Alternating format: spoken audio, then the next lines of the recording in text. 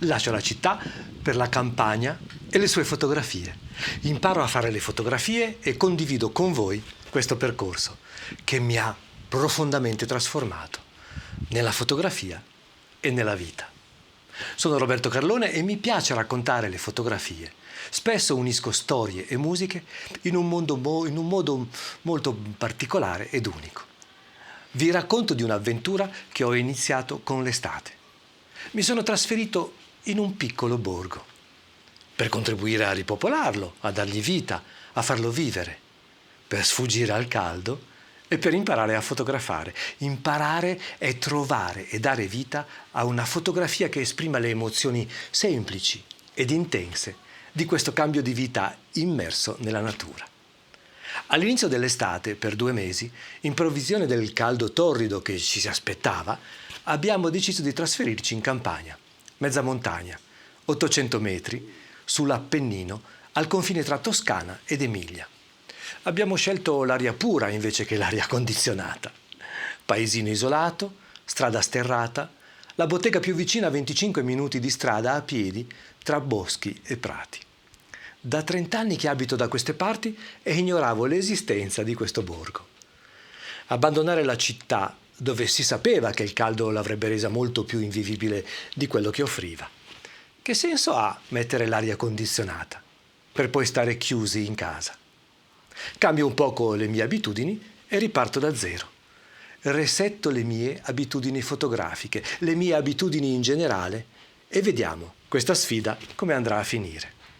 Scrivevo sulla newsletter Senza francobollo all'inizio di questa esperienza.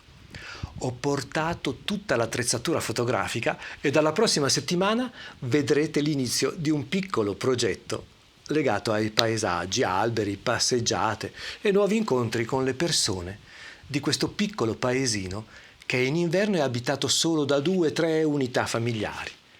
Chissà che non condivida con voi un piccolo cambio di vita. Spero di farvi piacere raccontandovi e facendovi partecipi di nuove foto e di quello che mi succederà. Sono sempre più convinto che sia necessario un cambio deciso a cercare una maggiore e più impegnativa dimensione naturale e sincera della vita. Condividerò con voi le nostre nuove avventure. Ecco, sono passati ormai 3 mesi ed è davvero cambiato tutto. Tutto positivo, tutto in meglio. Incontri e persone splendide, ritmi cambiati, altre prospettive. La nuova idea, eccola qui. Il percorso è quello che impareremo a fare le cose come se fosse l'inizio, con una buonissima e importante dose di serietà e intensità. Coscienza, soprattutto coscienza e consapevolezza. Si è essenzializzato tutto. Per le fotografie ho scelto semplicità, niente paesaggi eclatanti, ma luce e sincerità. In una situazione positiva, ma non alla ricerca esasperata da far urlare un wow a chi le vedrà. Un poco come un ripartire, da situazioni essenziali, da abitudini da buttare. È e sarà una bella avventura e inizio a condividerla con voi.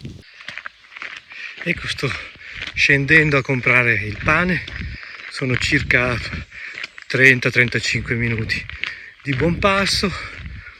Il pane è un panificio molto rinomato che serve tutta la vallata e anche qualcosa di più. E niente, si scende, 35 minuti a scendere, 35-40 minuti a risalire e sono a casa con il pane fresco. È bastato poco tempo in questo allontanamento salvifico e sono rinato. Questo è quello che ho registrato 3 mesi fa, alla veloce così, con il telefonino, senza badare troppo alle luci. E giunti qui a questa maestà con la Madonnina del Conforto, c'è una piccola deviazione un poco più impervia, ma comunque super fattibile, che fa risparmiare parecchia strada, ci si allontana dalla carrabile ed è un sentiero un po' selvaggio, ma molto carino. Ci andiamo. Poi sono stato a Milano per una settimana, chiuso in casa e alla sera in teatro per presentare lo spettacolo Acqua 2O. Devo dire che ci si adatta.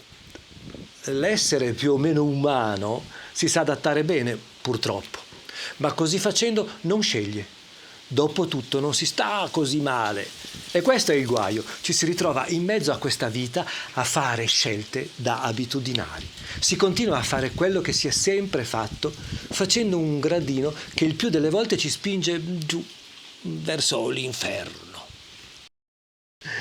E ne siamo contenti, si sceglie quello che è più ovvio come passo successivo. Si avvalora una scelta che non è una scelta. Si fanno spallucce e si va avanti in un sentiero che non si è scelto. Viviamo del meno peggio. Ci si adatta. E al ritorno qui in montagna si riapre la vita che è mancata a tanto, perché una cosa bella dell'essere umano è che non si dimentica. In parallelo con questo cambio di vita con la fotografia c'è stata un'evoluzione. Ecco, all'inizio mi sono messo a scattare senza pretese, come un diario personale, a cercare l'intensità e la semplicità di questo tipo di vita. E la cosa più diretta è stata utilizzare il cellulare, quello di più diretto, senza troppe costruzioni, ma cercare sempre comunque una fotografia intensa nei colori, nei contrasti, nella densità. Cercare anche una composizione efficace e forte. Giugno piovoso, esageratamente, quindi nebbie. E poi ascoltare le notti perse, a guardare lampioni lontani. Allontanarsi per guardare case che diventano alcove o amache sul far della sera, sospese quasi sul nulla. Oppure cercare le stelle nelle aperture negli alberi, sui cieli. Poco a poco le foto si sono trasformate in ricerca di bianchi e neri, luminosità, giochi di ombre e luci. Sempre con il cellulare, appunti, ma questa volta in bianco e nero. Cieli e nuvole stracciate. Cortili, aie, sedie e forni come preludio al caldo assolato di mezza montagna dopo aver spazzato le foglie portate da venti di tramontana. Oppure le classiche gocce da vetri e inferiate, dopo che si sono scatenate le furie dei venti e delle piogge. Quindi quello che presenterò d'ora in poi saranno nuovi video open air delle passeggiate fotografiche. Continuerò i racconti tematici sulla fotografia, sui fotografi un poco più sconosciuti ed insoliti e parallelamente intensificherò la produzione legata alla musica.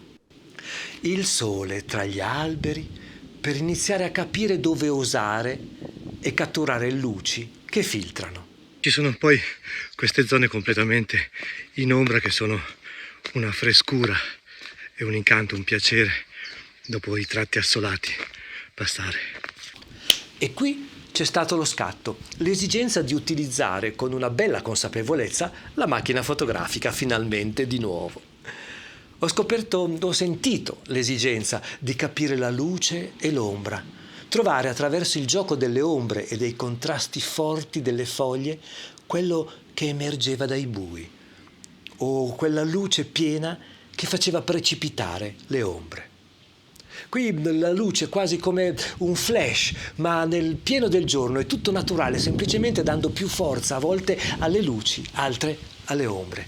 Quindi un'idea di questo contrasto tra un prima, la città, l'omologazione, il copiare, il rifarsi alle situazioni già conosciute per non tirar fuori niente di nuovo, almeno mi pare, e dopo, forse è meglio dire un adesso, perché ancora non c'è percezione di un nuovo, ma una linea che si sta tracciando. Un dopo, che è questa ricerca importante di un nuovo, di una forza.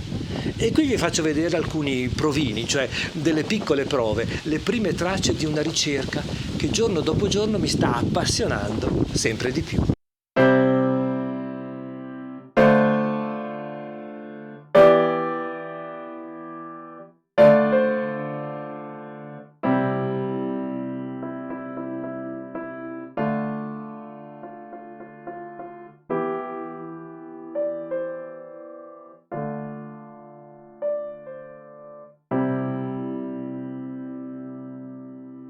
Ecco, cercare la luce giusta. avere quella che si può chiamare l'illuminazione, sentire una foto possibile e non solo scattare per scattare, tanto poi a casa di Trento una buona ce ne sarà, ma con la sapienza che viene dalla pellicola, scattare con parsimonia, ma quello che c'è di importante è vedere, sentire la foto, lo scatto giusto. Questo è il bello delle cose ferme, che ti puoi prendere il tempo. Le passeggiate di prima con un compito preciso e primario. Andare a fare la spesa, ad esempio, si sono trasformate in un mi prendo tutto il tempo che mi serve e vado per comprare il pane, ma con calma. L'obiettivo primario è scattare le foto, oppure decidere di non scattare niente. E vedere la foto già completa, nella sua interezza, cioè visione, scatto, aggiustamento visuale finale, sentendola, immaginandola, creandola già finita, pensandola all'ultimo stadio, quando la si offre a un pubblico, che all'inizio sono sempre stati i social, WhatsApp, gli stati di Instagram, Facebook. Bene, finisce che ci fermeremo tutto l'inverno. L'abbiamo deciso giorno dopo giorno. Sfida che si è aggiunta alla sfida di fare le foto. Con ogni tipo ho deciso digitale, pellicola con diversi formati. Sarà una sfida ad affrontare in una piccola casa con il solo riscaldamento a legna, in un borgo dove abitano fisse 3 famiglie, in un borgo delizioso che si raggiunge con una strada sterrata di 4 chilometri che finisce alla Chiesina e che non porta da nessun'altra parte. Una sorta di Finisterre. Vedremo cosa riusciremo a fare e ve lo racconterò strada facendo. Il modo più semplice per sostenere questo nuovo progetto è di iscrivervi alla blog letter settimanale senza francobollo e riceverete anche un assaggio di fotografie da appartamento, un ebook in esclusiva gratuito. Se vi piacciono le mie foto potete averle andando su Tipeee, la piattaforma per raccogliere mance e sostenere la mia attività. Ci sono delle ricompense, alcune foto 10x15 a 12 euro, per pagarmi la legna per l'inverno, per restare qui e condividere con voi le foto che via via farò. I video che preparerò su questa avventura.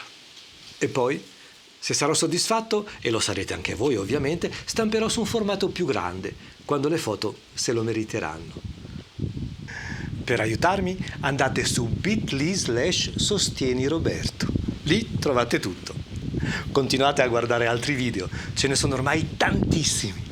Alcuni ve li consiglio qui di fianco, altri li potrete scoprire da soli. Siete bravi? Parlo sempre di fotografie. Il più delle volte sono a tema. I cieli, il mare, gli animali, Vivian Maier. Sono sempre qua comunque. Vi saluto e alla prossima. Ciao e un bacio.